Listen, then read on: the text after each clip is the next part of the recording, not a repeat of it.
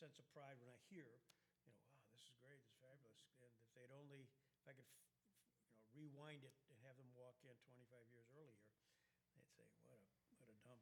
Right. And what are you doing, I love the mason door knocker that's still on the door. I know it. It's so cool. Three times, Just these three little times, by things. the way. It's 3 times, okay. I wondered. And Yeah. I'm so glad, actually, when I first started coming here, not that I wouldn't still be, but the room right over here that had some of the red lines and stuff from the Nuremberg trials. Yes. I was glad to see that you moved up the artwork from downstairs into that room now, because I think it's just a little bit, like, it's a little closer, but that's an amazing art project, and I just find it very effective. Yeah, and Very moving. Very moving, and it's,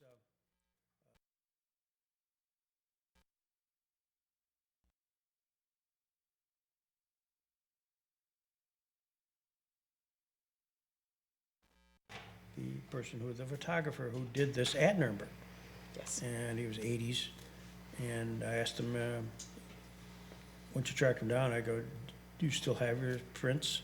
Yes. Have you ever shown them in a display? No. Would you like to? Tell me more. And I told him it was the Jackson Center. Well, he just adored Robert Jackson because he was taking photography while Jackson was at the podium. I mean, just a first-hand piece. So he selected 30 of his best pictures. We blew them up. He came here.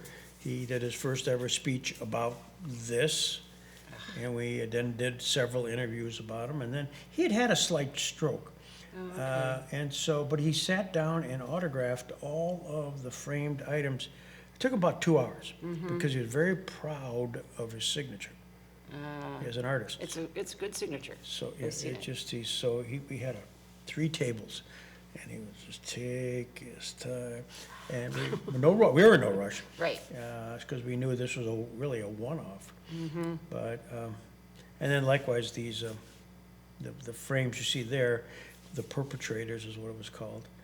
The backstory on that is when we got started, a guy in Fredonia College, he said, "Oh, my cousin's a very famous artist, Sid Shavitz." And he did something on the Nuremberg trial. I'm not sure what, but he might put him in touch. So next thing I knew, I learned, talked to him. And he likewise had his lithographs that he'd given to the Tennessee Holocaust Museum. Ah, okay. And so they were just sitting there, there's 30, 40 of those in crates. Oh, And I go, would you be willing to show them? He goes, sure, I'll just call them and tell them to send them up. So he likewise came here at age 85. He was German, Jewish, immigrated to the United States, got drafted into the United States Army, then went over, was there at the end of the war. He wanted to do something on the Holocaust. was he a liberator? And he wasn't a liberator, but he wanted to do something on the Holocaust. But he said so much had been done on victims of the Holocaust, and wonderfully done. Nobody had ever done anything on the perpetrators of the Holocaust. So he had researched years to figure out who they were, and then did the caricatures, and then wrote a little piece that inevitably has about 3 lines. One is always who they were, some highbrow professional, da-da-da-da, and then they were at Nuremberg, and then convicted, with the whole story being these were the perpetrators and how professionals could get caught up in a political vortex and do some bad things. Absolutely. And this is a message not only then, but now. I mean, it was this is why you show this thing. This is an ancient history. Right. It is, but it isn't.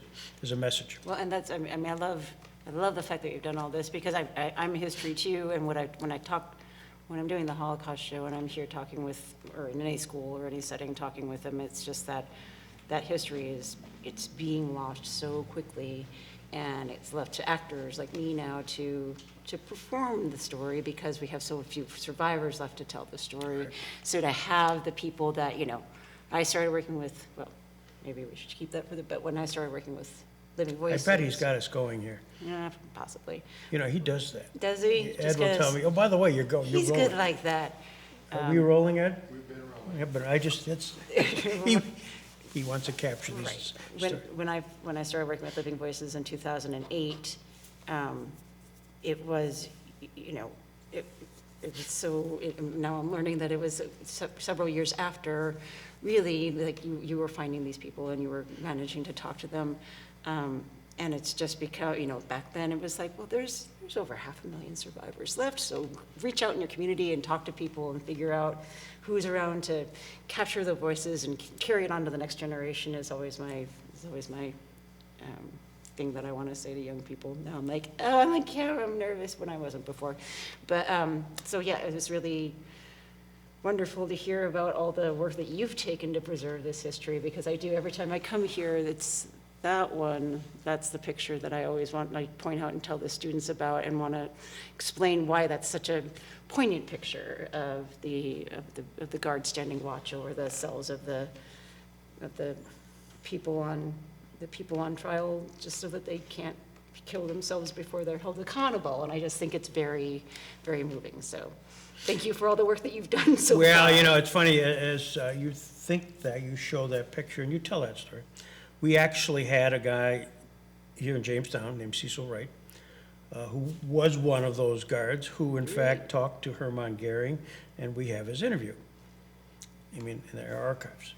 So you could create, if you had nothing better to do sometime, a story with that narrative, and flash on the screen somebody local with the local family ties.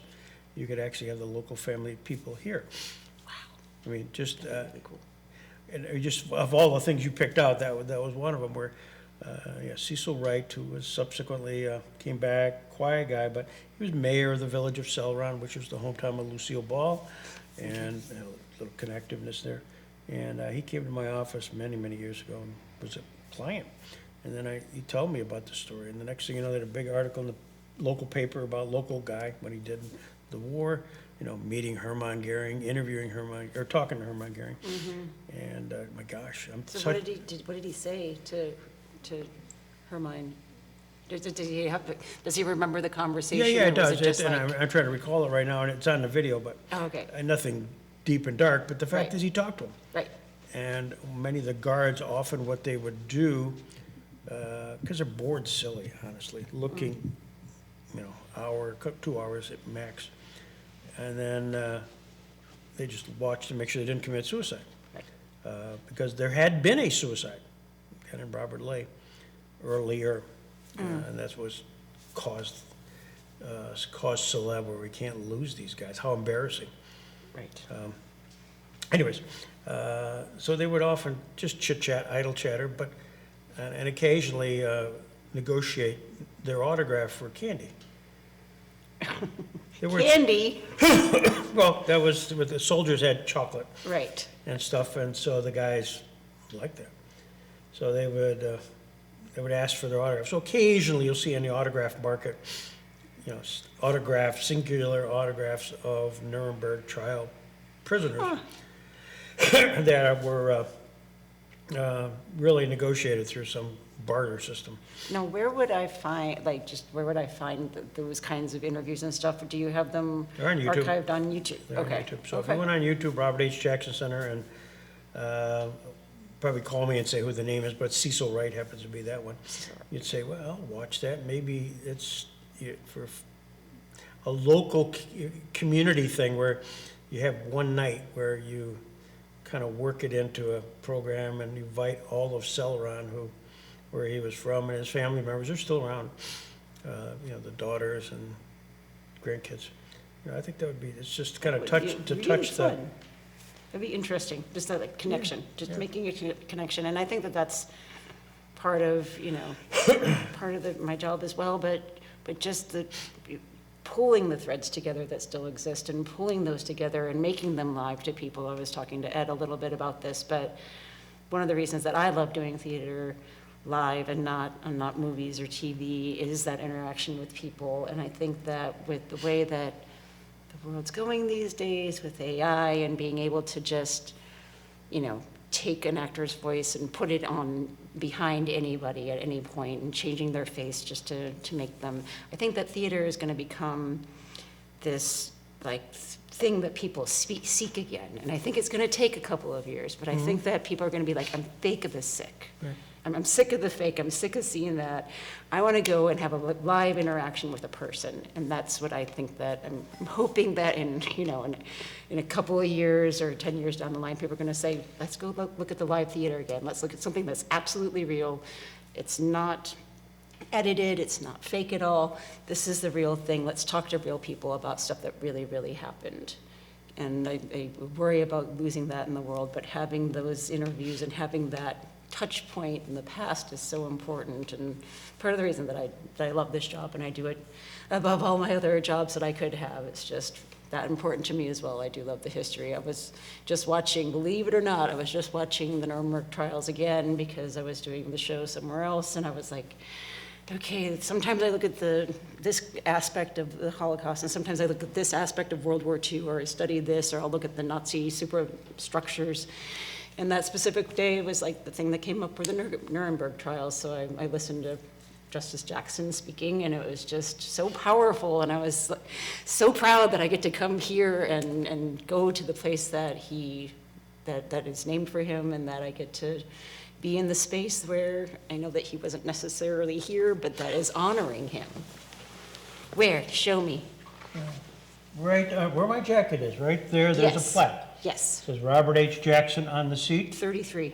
33rd degree Mason, he's a 33rd degree Mason. Ah, I And was we have a wondering. picture that's out in the hallway where in fact Justice Jackson sat right there Oh, he was. in this room. Okay. He was a 33rd degree Mason and a member of this Masonic Lodge. Oh, So we have the ghost of Jackson here. I was just wondering what 33 was. Thank you for telling me. Like right before you came in, I was like, 33, what if I sat there? Well, yeah, that would be, you'd have all the magic. I would have the magic. Yeah. So that's in fact the chair, and you'll see it, it's right outside. Very cool. So, yeah. How did you get to where you are? Tell me a little bit about you, maybe about your mom and dad first. Let's just start in the beginning. Oh, okay.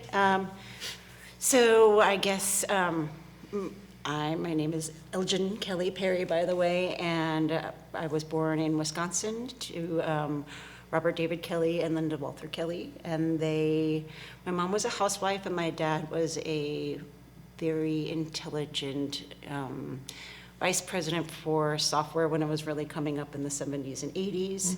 He became a consultant at some point and consulted at some very large firms around the United States and around the world. And he would go into factories and go into floors and say, these are the things that you should do, and this is how you should streamline your company. So he was very successful at that for all the years. Because of that, he was a bit of a corporate gypsy, he called himself. We would move around the United States when I was growing up because he was headhunted by this company or that company. So we moved to Texas, and then we moved to Illinois, and then to Massachusetts, and then back to Illinois. So I moved around a lot growing up. It was hard, so I had that going because a lot of people that I knew, or a lot of people that I went to school with, the kids I went to school with, were, that was their hometown, and they lived there their entire lives. And so I was always starting school with no friends and not knowing anybody. And Massachusetts especially was like, I don't understand East Coast people. They're not Midwest nice like I was used to. So it was a little harder for me. And that was especially like starting middle school, being on the East Coast, not knowing anybody. I was kind of a little happy when we moved away from there. I do have some good memories, of course, but when we got back to Illinois, I was starting high school. It was actually 8th grade, and that was the first time that I took a acting class and started being in theater. I had done a couple out in Boston because my parents, I was rather introverted. I was rather not the most popular girl, and I had braces and short hair, and I was just like, I'm not doing well right now. And my parents said, well, okay, here, get into music, get into theater, find something that makes you comfortable. And so I got into theater a little bit there.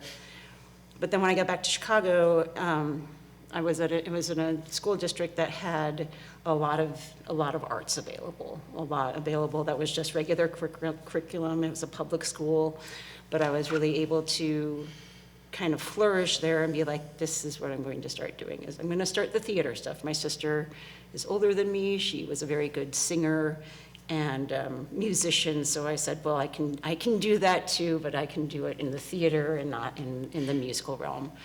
So I started doing that, and I was also a runner at the time. I was very good at track and cross country.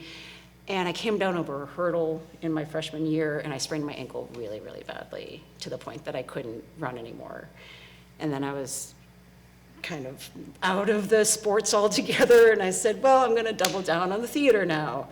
And that's how I started acting. I went through, they had 4 years of theater classes in high school, which is kind of unheard of, but I just started doing that full time.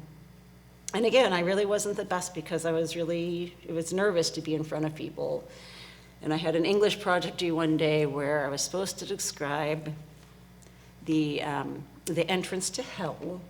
It was supposed to be, a project where I went in front of the audience or went in front of the classroom and stood there and said, so this is the three-headed dog that protects hell, and this is that. And I was so nervous thinking about it that I decided, you know what, if I put on a Southern accent and pretend I'm on the Home Shopping Network and I was selling hell as a nice place to go vacation and live, that would be a lot easier. So I went in front of the class and made it into a character, and it wasn't me. So I wasn't being judged by my peers. I was having some fun. People might have laughed a little bit.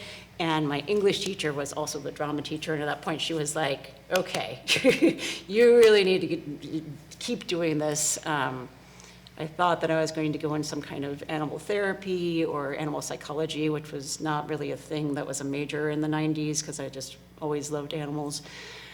And I was about to graduate or coming close to it, and she tracked me down in the hallway and she said, you're not auditioning for theater conservatories. And I was like, no, I don't think I'm gonna do that. And she was like, you have to. And she used my full name, Linda Jennifer Kelly, which is what it was.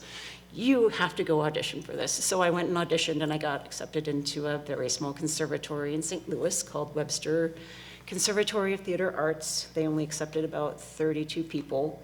So it was a really big honor to get into this really small theater program. They limited severely, it was conservatory, so it was study theater, that's all. 6 hours a day, you're doing this, you're doing movement, you're doing speech, you're doing acting classes. The rest of the time, you need to study Shakespeare, you need to study this. And I said, I really also want to study something else. Is that okay? And I had to get special permission because I wanted a psychology degree. I thought it was important to understand human beings. And if you're an actor, how can you understand how people work if you don't understand their minds? How can you get into a character's mind if you don't have that kind of information? So I got special permission to take extra classes outside of the theater stuff so I could also learn the psychology part. Went through college.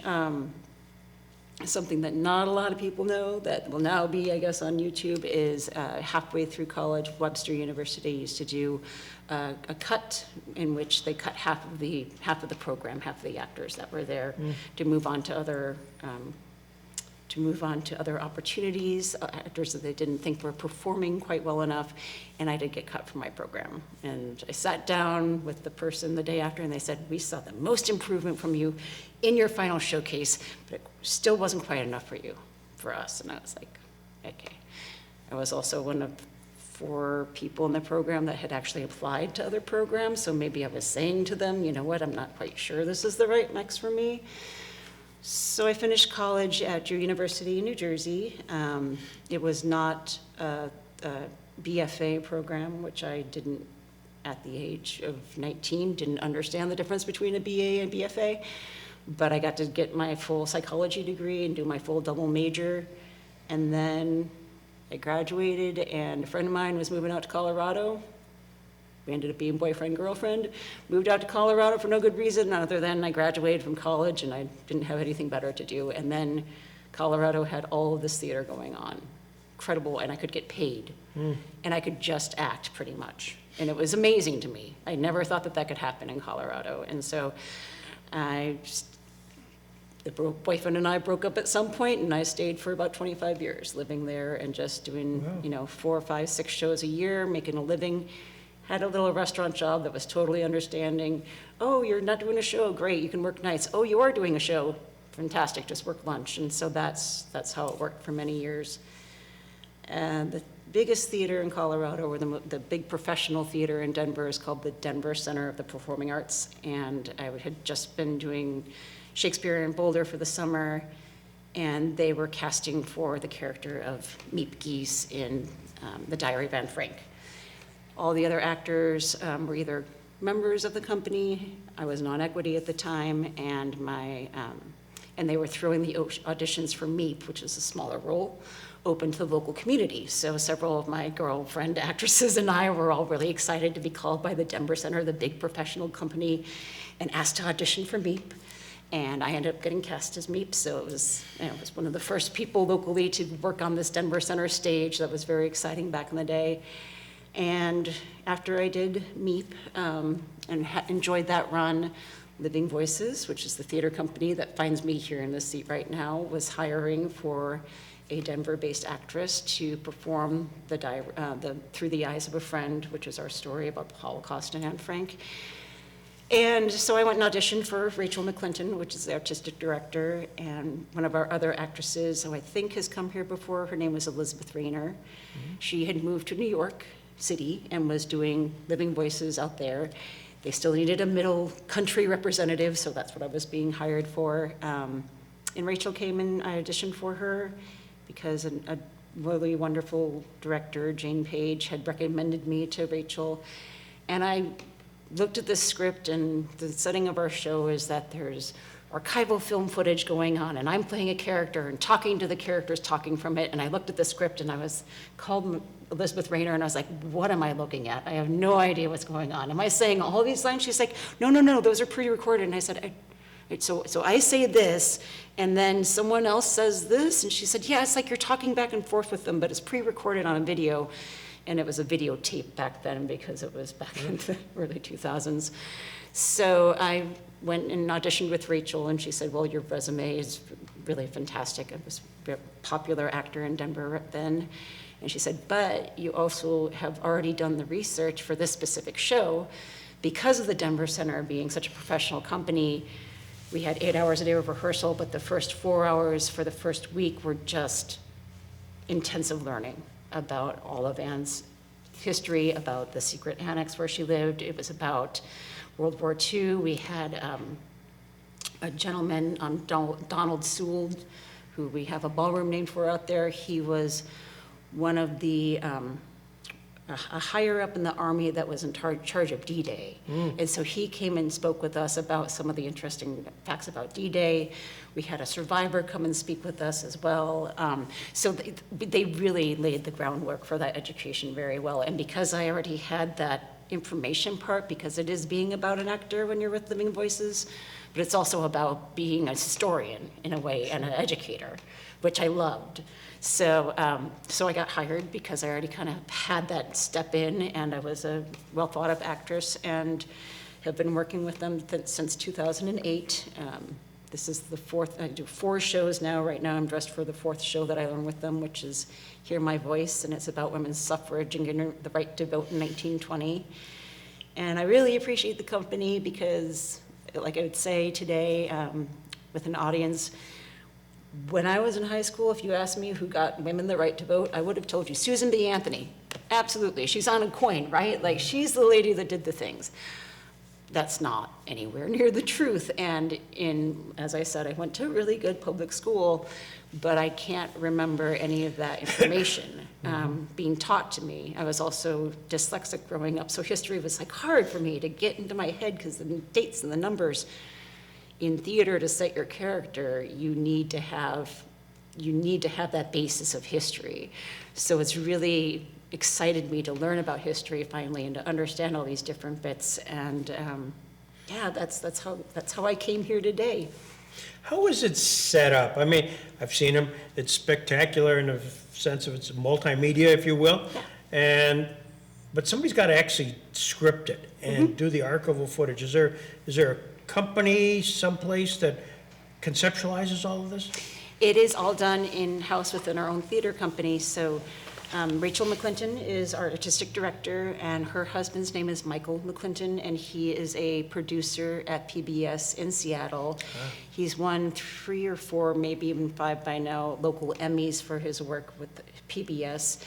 And it was their idea, and they actually met in Colorado, which is why we still had Colorado actresses based there before they moved to Seattle. And their idea was, well, we want to take this story of Anne Frank in the beginning, our seminal show, our first show, and we wanted to take it on tour across the United States, but we don't want to have to hire companies of actors and props and all this kind of stuff. How can we streamline it? And Rachel and Michael had the idea, well, what if we get the archival footage together? We hire someone to script it, we hire actors to say the lines, and then we'll just make this show that can be a one-person tour.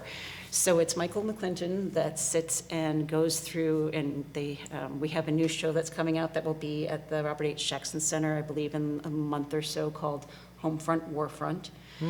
And what he does is he goes through the archives. He literally, we just talked about how he misses going to the physical archives and going through, because he can find most stuff online now. But back in the late 80s, early 90s, when they came up with the original show, he'd go through the archives, find it all, and stitch it all together. And he was the guy that figured out that. We have a playwright who does most of our shows, not all of them. Her name is Rachel Atkins. Rachel is the one that writes down the words, figures out everything that's being said. Michael says, okay, here's the image that goes along with that line that moves the story forward.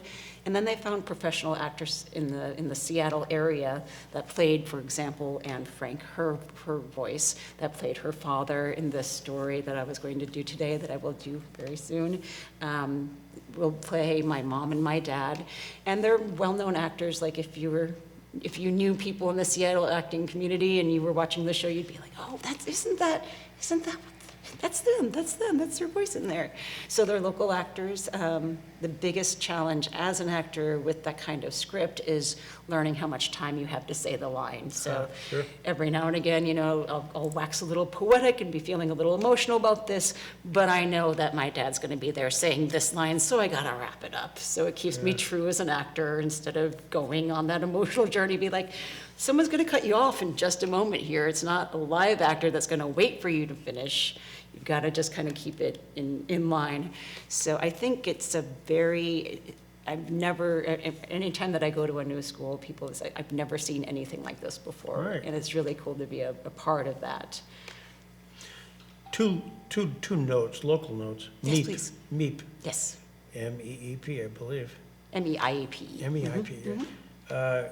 She was touring, came here, and I captured a speech she gave at Fredonia in 2001, I think. Right before, yep. Oh, And it was just, I didn't fully appreciate any of it, but at the time, but I brought my kids to it just to say, this is an Anne Frank contemporary yes. and friend. And she was there, and I'm having a senior moment as to her actual name. It's on the YouTube. And the other thing is the 19th Amendment, which is the suffrage, isn't it? Suffrage, Yes. 19th Amendment, was actually signed by the Secretary of State for Woodrow Wilson, and physically signed and put into law by a guy named Bainbridge Colby.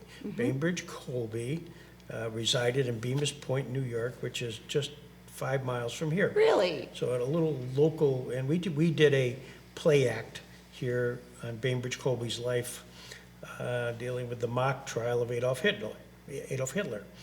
And Bainbridge Colby was one of the actual, in reality, a part of the trial in 1934 that they had in Madison Square Garden. It was a mock trial against Adolf Hitler, civilization against Adolf Hitler. And they had all these very famous politicians gave speeches of why he should be tried for crimes. They didn't use the term war crimes at the time, but this is 34, not 44. Right. It's 34, just when they were starting to do some nasty things. Bainbridge Colby was the chief prosecutor of that particular event in Madison Square Garden. Okay, so the event at Madison Square Square Garden was a Garden. real thing that happened in Really 1934? Okay. And I actually found the trial transcript, and it was in a small University of Vermont library. I mean, this is just what you guys do. Right. And you'd say, oh my gosh, here it is. Somebody actually got the transcriptions of all the speeches and all the players. Trial against, civilization is called it, civilization against Adolf Hitler, and there it is. There's Wow. the script. So then I've got political people to play the role of the particular people, and we had a trial here, mock trial, a reenactment of it. How wonderful. Yeah, Ed, it's on YouTube, it's on YouTube. Because, I mean, no, I remember that there's a famous, when one of those things that's like, again, just kind of a wisp, but a famous time that there was a Nazi rally at Madison Square. Absolutely, 1936. 1936, 2 years afterwards. 2 years after. Fascinating. So it's one of those pieces Yes. that could really, people could have, I mean, really, real actors, real understanding, could have fun with. I mean, it's just magic. And they invited Hermann Goering and Adolf Hitler to come and defend themselves. I mean, it was just kind of that level. Really? And they turned it down. Madison Square Garden was packed to the gills in 1934. Wow. So, I'll have to look that up, thank you. yeah, and, but anyways, the local connector, Bainbridge Colby, signed the actual document. So if you actually, if it's on the screen, the 19th Amendment, I mean, I don't know if it ever is, but on the bottom, the signature is not Woodrow Wilson, it's Bainbridge Colby. Huh. That makes me interested because I know, I've seen very little of the archival footage from my show, even though, because I'm always facing this right way, so Oh, yeah, yeah, of course. No, I don't yeah. really see so much of Yeah. that. But I know that when I say on August 26th it was signed into law, I know that there's a picture of a man who I thought was Woodrow Wilson with a pen in his hand, but I could be wrong, and now I kind of want to go and stare at that section Well, of the I'd show. be interested too to see if the picture, because at the time, I think it was 19, was it 20? 1920. Woodrow Wilson he was really disabled, Ah, okay. really By disabled. that point. Yeah, and so actually, Mrs. Wilson was sort of running the government. Oh, yes, okay. That's the petticoat Right. presidency. And behind that scene, behind her, was Bainbridge Colby as the Secretary of State, who actually signed the original document. So there we have local information, you know. Right. Bainbridge Colby, the person who signed the 19th Amendment. Very Like, cool. yeah, Yes. It is cool. And it was a function, but And to run back to Meep Geese real quick, you said that she was here speaking. When she was here in the United States, she actually saw, through the eyes of a friend, our show. Oh, Meep really? Geese saw it twice on 2 different occasions. Oh, no kidding. And Rachel was able to give her a tour around New York City at some point. So my company does have that kind of, mark from Meep Geese. So she thought it was a wonderful tribute to Anne, so that's a great honor for the company. But she passed away back in 2010, so she was here, several years before Yeah, and I remember her left. hat. She wore a wonderful hat. Oh, And the place was packed, and I had my kids sit, and because it was so crowded, right up watching, and I said, and she actually signed the Anne Frank book that we had. Anyways, I digress. Those are, our paths have crossed. So, doing this, what roles have you played? You've been in the company since when? 2008. 2008, so you got to be one of the foremost actresses. Do you use the term actress anymore, by the way? Or is it actor? It's actor. Okay, I'm sorry. That's okay, that's okay. It's totally fine. Thank you for asking, but either way, I will respond. So the interesting thing is that I'm still kind of third on the totem pole. Really? Because Rachel, of course, is the founder, and she still does a lot of the touring herself. This is the first year that I'm here doing Hear My Voice with the company. In the past years, Rachel has been here, so she does a lot of the touring on the East Coast sometimes. And then Elizabeth, that I had mentioned before, that lived in Denver and then went to New York, she's also been very prolific with the company.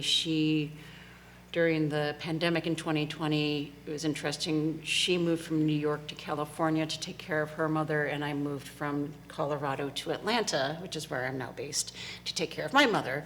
So we kind of switched coasts, so I became the East Coast person, and she's kind of out on the West Coast now. She's been with the company, I believe, I've been there with them for about 16-ish years. I think she's been with them for more than 20. Wow. And then Rachel, of course, being the founder.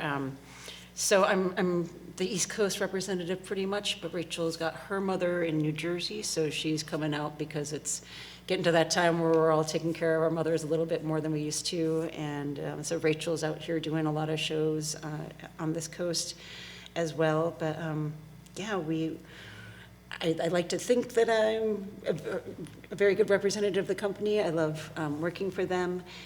I do this show specifically, Hear My Voice. This is the last show that I learned to do with them, and she's Jessie Barclay, and she's the daughter of a famous political writer.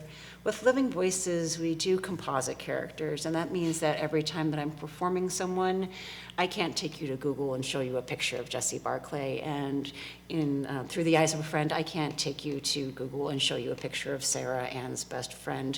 We've taken stories of real-life human beings, we've woven them together into one narrative so that that story tracks dramatically, but there's not one person that it's based off of. So today it was Jessie Barclay. She's her great aunt is the last survivor from the 1948 Women's Convention in Seneca Falls, New York. It's the first one that ever existed. And she's the only one that survived to see the passage of the amendment. And as the story goes, and Hear My Voice, her Aunt Charlotte has to go take care, the great Aunt Charlotte in New York, to the polling place, and sadly, the truth is that that woman that was 91 years old was too ill to leave her bed and go vote. Even though she was the last one alive, she didn't actually get to vote in that first presidential election.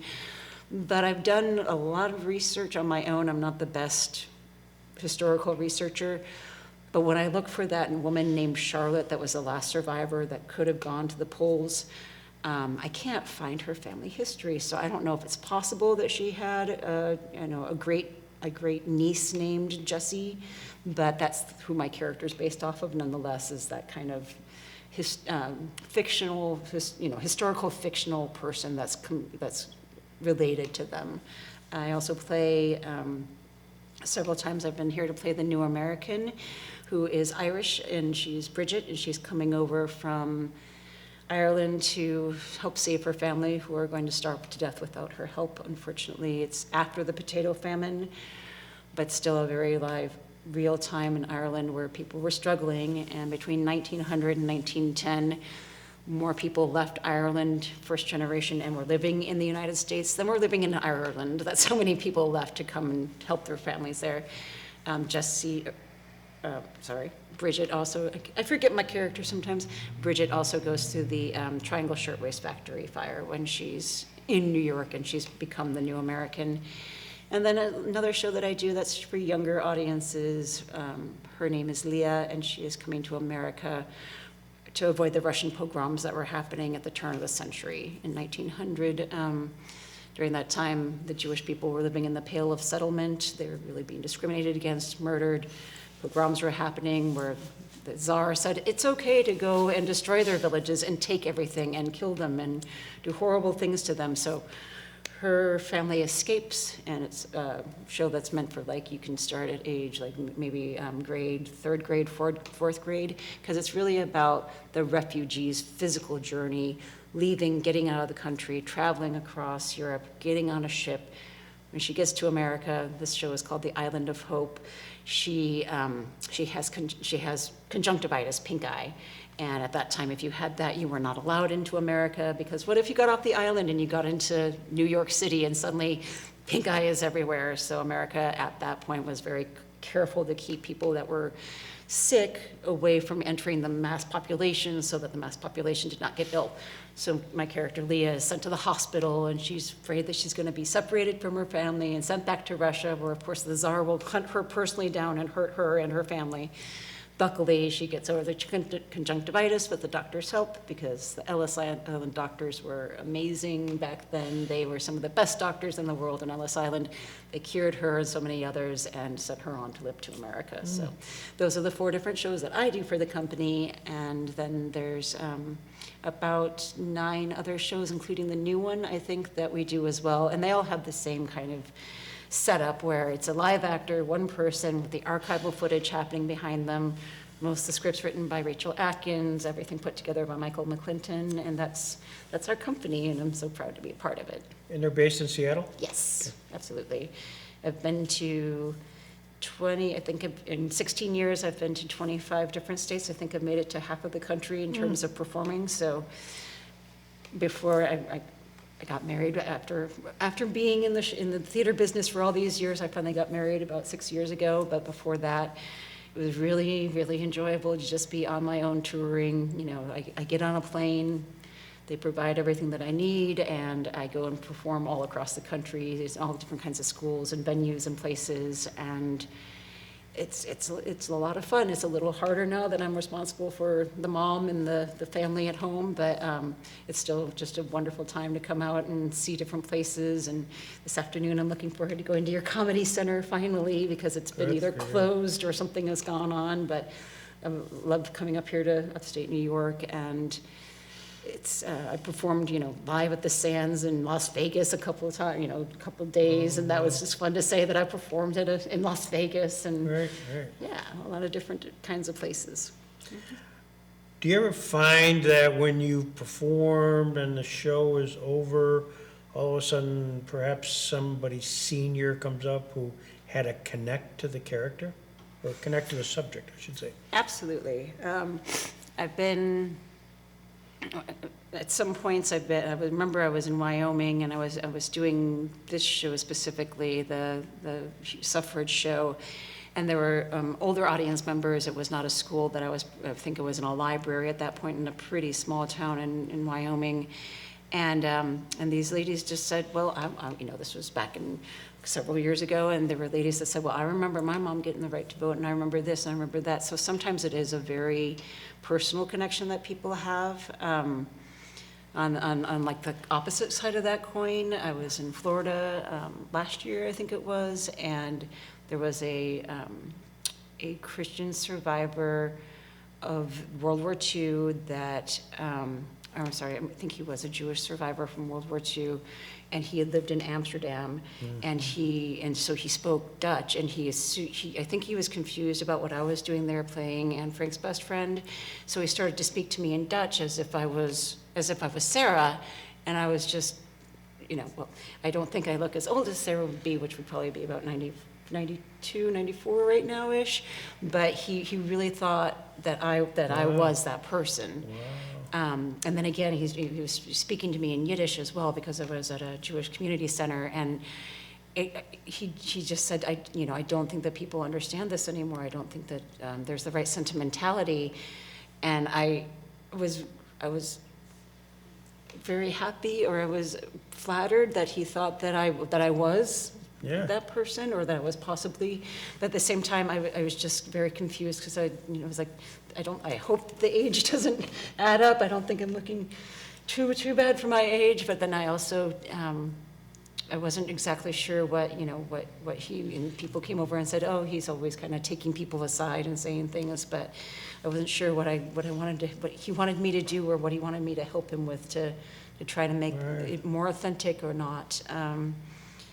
So specifically with those shows. And then my favorite is when I have the people in the audience that have come through for the other two shows, which are both immigration-based, people that have come through Ellis Island, and people that have those stories of either coming, today, or first-generation Americans of what is it that brings your family to this country today. I always say about those stories that it's not, it's not a fairy tale. Your family might have moved here 2 weeks ago. They might have moved here 200 years ago. But most times people came to America for a different opportunity that they didn't have in their homelands. And it still applies today. Sure. In some schools that I go to where immigration feels like a bad word these days, I hope that I'm there and having students feel like, oh, I have come to this place of opportunity and possibility, and the job has changed over the years of really wanting to encourage young people that might feel like the world's not their place right now. The world is a different place, and while these opportunities existed back then, they might not have the opportunities today, and that's the story that I try to leave people with is, but it can be, and it's gonna be your life. And even though you feel young and you feel like you don't have the power, believe me, like soon, in less than 10 years, which seems like forever, you're gonna have that power in your hands. You're gonna have the ability to make the world what you wanna have, to vote the way that you wanna vote, to have the jobs that you wanna have, and you can be on a community level, on a national level, whatever you wanna be. You get to do that. You get to see someone in trouble in your school that works differently than you do, that believes differently than you do, and you can look at them and you can not like them, or you can go ask them questions and say, why do you do things that way? That's different than me. Can you explain it to me?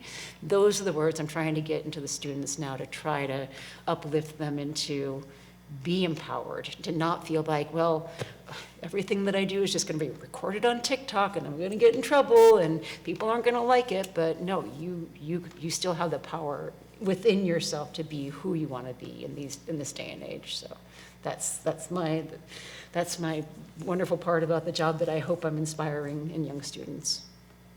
You know what I like? But You know, you're telling me this story. yes, I don't know, I see your eyes moisten up, yes, and I don't know if that's acting. I think that's you. it is. And I see you lean forward. Your body language is kind of coming towards me saying, I want to tell you a story. Yes. I love this passion. Thank you. This is not acting. This is you. It is, it's true. And that's, I think that applies to everyone that works with my company, having that same thing. But it goes back to what I was saying when I started working with Living Voices, and my local theaters in Denver specifically would be like, oh, hey, come audition for us, come do this show. And I'd be like, I found my thing. Like, you went back at the beginning, you said, tell me about your mother, tell me about your father. I believe in a way that who you are as a person can be from where your parents were. My dad went and consulted with people. He said, this is what's best for you. He said, let's look at the world. Let's look at what you're doing. This is how to be a better company. My mom was a nurturer and a caregiver, and really, bringing us up, got to, kind of be the homemaker at that point. And those two nurturing and kind of consulting and shaping sides, that's what I thought, that's what my passion should be, is really being able to send that on to the next generation. I made a choice in my life to not have children of my own. It's something that didn't come up for many years, and still at this point I feel like it's not where I'm going to be in the future. So this is my opportunity to speak to the younger generation. I have a couple of nephews, but this is my time to say, hey, this is what I think. And I get letters sometimes from kids. Maybe I was at a very large theater in Illinois performing, and the student sent me a letter and said, I promise you that if the Nazis come back, I will stand up and fight for them. I had no idea this was happening, but I promise you, I will do that. And I was going through my little kit here that I use for my performances, and a little student in my last school in New Jersey threw a note in there, and it just said, you are wonderful at what you do, and I hope that you have great performances in the future. And this really tugged at my heartstrings, and I just was like, I'm keeping this note with me. Yeah. So it's that I feel like is what I'm on earth for at this point. It might change in the future, but for the last decade or so, this is the way that I make a difference in the world. This is what I consider making my difference in the world, is going out to the audiences and just speaking about the historical truths and hoping to inspire change. That's the greatest thing that I can think of to do with my life, so that's what I'm doing. Do new ideas come to your company? I mean, do people suggest subject matters to them? Or does that sort of the internal? I think that's a great question that I don't know that I'm all the best answerer for.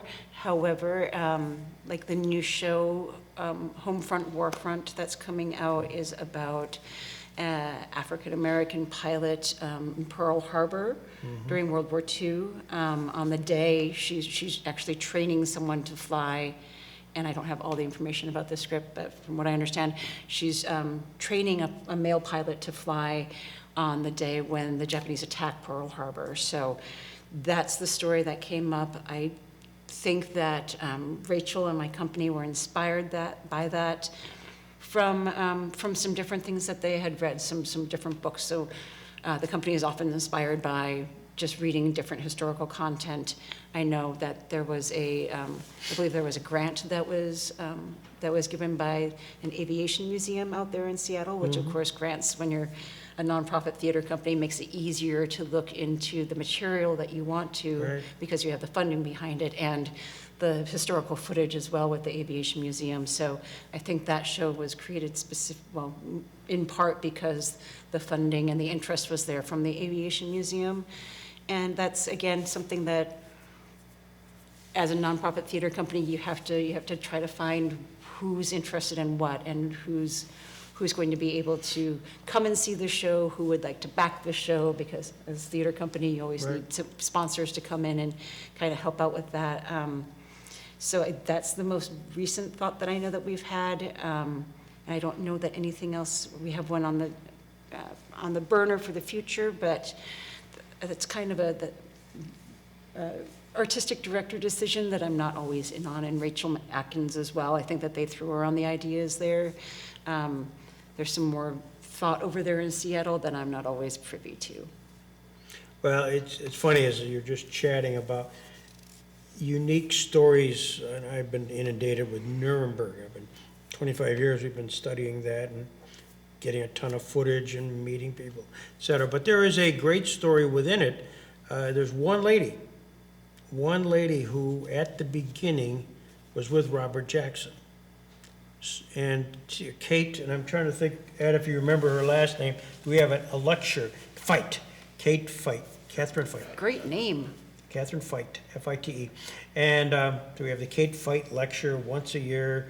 We have a symposium at Chautauqua Institution. Yes. Up the road at the end of August, and we bring in all the chief prosecutors throughout the world. They're here, but somebody gives the Kate Fite lecture. Why? Because she was the only one. There's one lady at the Nuremberg trial working with Robert Jackson.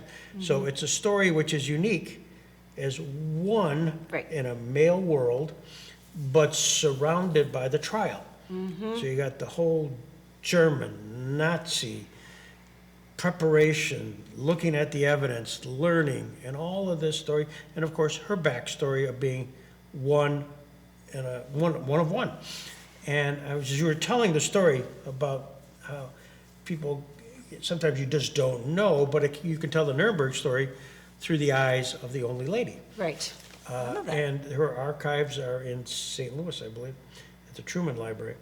But we also have some I stuff performed here. there. Yeah, so we also have some stuff here, but as funny as if I had talents and I don't, it's the kind of story that would, in today's world, of the legacy of the Nuremberg trial, which is so relevant about Putin and what's going on with Netanyahu, what's going on now, war crimes, indictment, it's all harkens back to Nuremberg.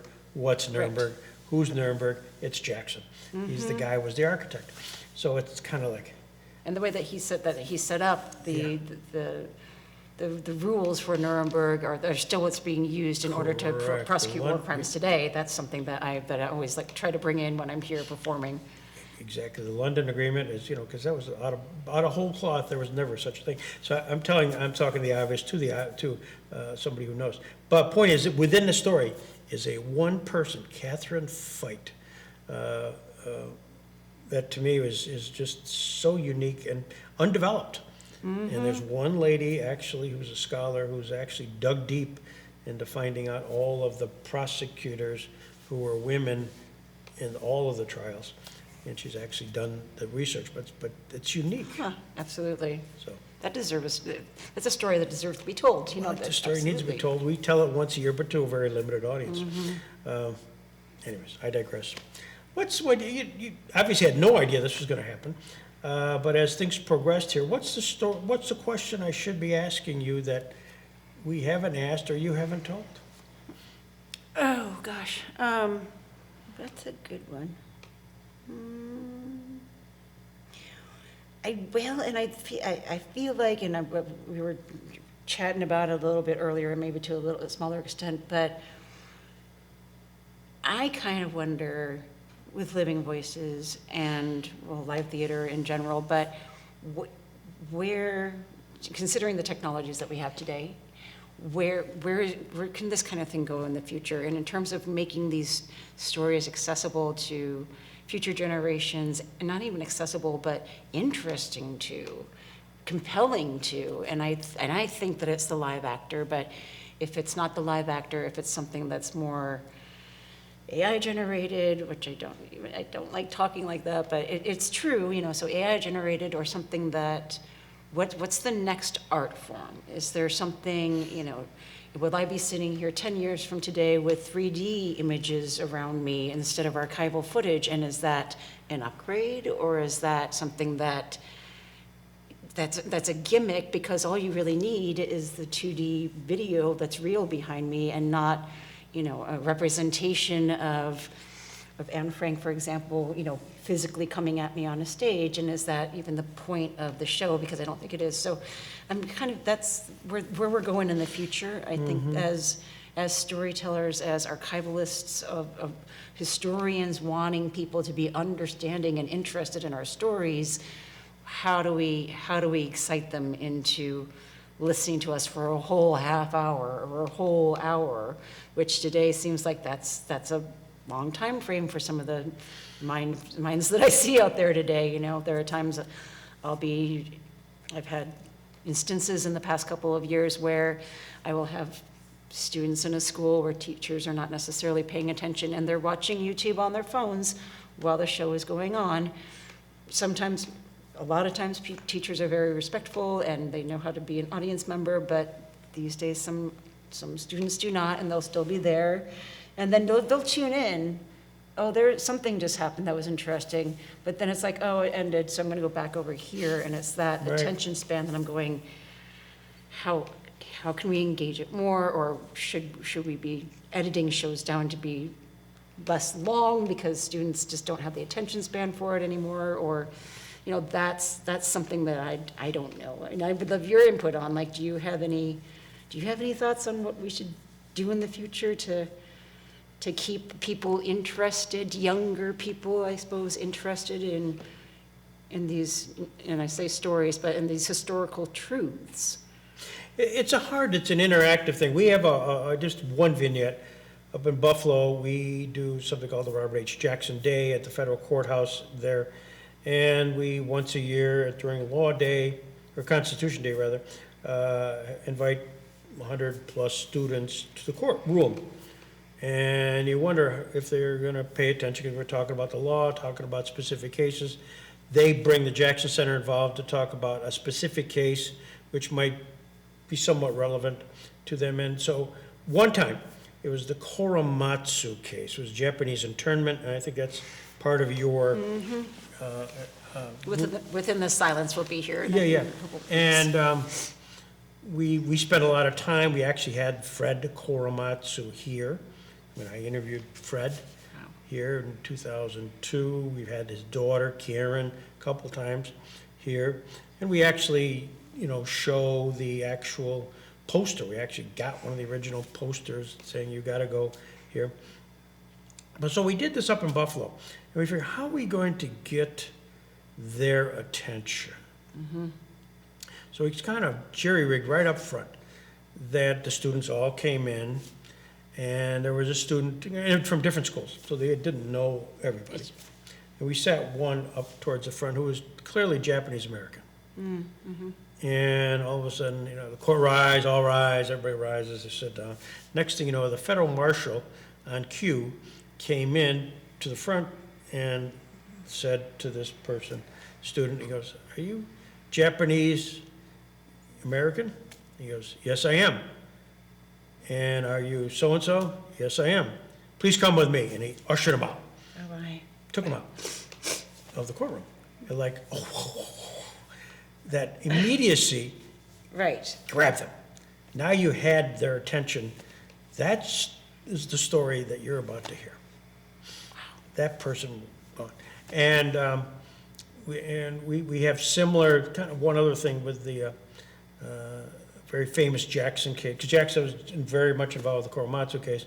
Barnett, which is a flag salute case, Jehovah's Witness, where they were required during the war to mandatory flag salute, Pledge of Allegiance. And the Pledge of Allegiance at the time, interestingly enough, was hand over the heart, and then you'd raise your hand up, you know, like this. I pledge allegiance to the flag. Palm down. Well, the Jehovah's Witnesses were the first persecuted folks in Germany who went to concentration camps. So the first concentration camp inmates were the Jehovah's Witnesses in Germany, not the Jews. And of course, the Hitler salute. And so worshiping icons and all that stuff. And so the Jehovah's Witnesses, we're going to be respectful, but we're not going to pledge allegiance. Right. And then next thing you know, I got thrown out of school, yada, yada. So we actually played had a vignette of two students doing that in front of the people, students, and showed it. And again, it's just about 3 minutes. And the next thing you know, superintendent of schools comes and you must pledge. My religion says I can't pledge. You're out of here. And next thing you know, they're thrown out of school. And so Wow. you've got their attention. Right. And it's a gimmick. It's a gimmick, but we have a few of those cases where, in fact, that's where Jackson was intimately involved and was became very famous because of his decisions. But we just kind of show that. Interesting. So you wonder, I mean, how do you grab their attention? So they're now wondering what just happened and how might that apply to me? That apply to me, right. And how that, So how would you reintroduce the student at the end, or? yeah. Okay. And of course, you're talking about the Jackson story, and in fact, the cases were overruled and they could come back to school. Basically, they come back to school. Gotcha. And Korematsu, I mean, we didn't follow it, but ultimately, Korematsu case, many, like 40 years later, was overturned. And you could play literally that Japanese American coming back and sitting down. Okay. You could. We didn't do that. We didn't think of that far. Next year. Yeah, next year, exactly. Oh, back to your point, which, my thoughts about that and how we've done it. Because it's a challenge. Yeah. It's a challenge. To get students and teachers on their busy schedules to take the time out to do this Yes. is a challenge. Yes. We used to have young readers, which was a Newbery Award-winning authors would come here, and we'd have 2 programs at the Reg Lene Civic Center, which is 1,200 people, and here, packed to the gills, because they just wanted to see a Newbery Award-winning author tell their adolescents the book story. Absolutely. And it was cool. And then over time, it's just, they had their own schedules and getting the students there. And it just, all of a sudden now, then we became having 2 of them here rather than at the Reg. And we still do it, and it has that attendance, but it's, so you got conflicting things going on. One is the attention span of the students. TikTok, I mean, they can get their laughs in 30 seconds. Right. And, or, it's different. It really is. And then the ability for the schools to get away. I mean, we've switched show dates around so much because it always seems like it's statewide testing. No matter what time of year you go out, it's always testing this, testing that. It's always, oh, thank you. Take the box. Take the box, okay. There's always statewide testing going on. Yeah, It seems exactly. like, and that's either people can't get the buses in order to come to a location, or else it's statewide testing. And then I have run into some schools as well where the teachers have just, said, well, they're taking priority on your performance over my ability to actually have a single day to teach my students, because between testing and all that, they feel like they have less than, 6 weeks in the entire semester to teach their students, because they're always in testing or in some kind of enrichment activity or something. right, So how does a teacher have an opportunity to teach, because the students are always so busy doing something else? And that's something that I feel very sorry for, because I think the teachers are amazing. I mean, they day in, day out, they're there with the students. They're there putting up with it. I mean, there are some schools where I'm there for an hour and I'm like, I'm leaving, best of to everyone, y'all take care. But I know that those teachers wake up every single morning and go to that school and see those students, and they make the very, very best of it. And that's why teachers are always heroes. They are absolute heroes for being out there every single day. So I love that I get to go with them, but every now and again, it's nice to go on home and know that I'll be there next year, or that those teachers are still doing what they need to do in Right, order right. to try to educate the students. Excuse me. Thank you, Ed. Like I said, I do, that's my passion, that's how I show it. It's not an act with me. I do act, and I do appreciate being on stage and being able to have those emotions out there, but then just the ability to hopefully, like I said, change lives. I hope that the format of this show, of Living Voices, does not change. I just think it's so effective the way that it is, and just having the ability to just show what's real, because there's so much stuff that's either fake or made up these days, to make the difference between, you can see something that's, made up, but this is all true. Like what I do is all true. Yes, we put a character together from real stories, but it's still real stories. It's still archival footage. It's all real. Yeah. And it's important for you to learn, because it really is, we learn from our past mistakes. That's really true. And even for a little dyslexic girl that wasn't very popular to learn, history is really important, because it changes your lives and tells you which direction to go in. That's what I learned. History is important.